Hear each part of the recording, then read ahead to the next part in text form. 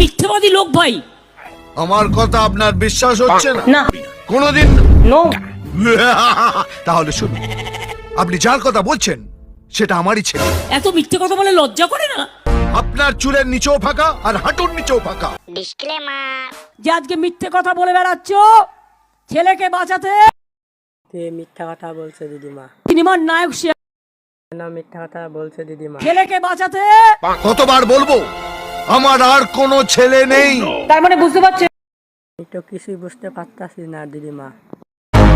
আর হবেও না। দিদিমা মিথুনদা বলছে ওর কোনো ছেলেই নেই। মিথ্যেবাদী লোক ভাই। আমার কথা আপনার বিশ্বাস হচ্ছে না? না। কোনোদিন নো। তাহলে শুনুন, আপনি যার কথা বলছেন সেটা আমারই ছেলে। এত মিথ্যে কথা বলে লজ্জা করে না? আপনার চুলের নিচেও ফাঁকা আর হাঁটুর নিচেও ফাঁকা। আমি বলি তুমি কোনোদিন মোটা চাল খেয়ে দেখেছো? খাও তো, কি যে খাও ভগবান জানে। সকালে বিয়ার, দুপুরে রাম, রাতে হুইস্কি। চালের সাথে সম্পর্কই নেই।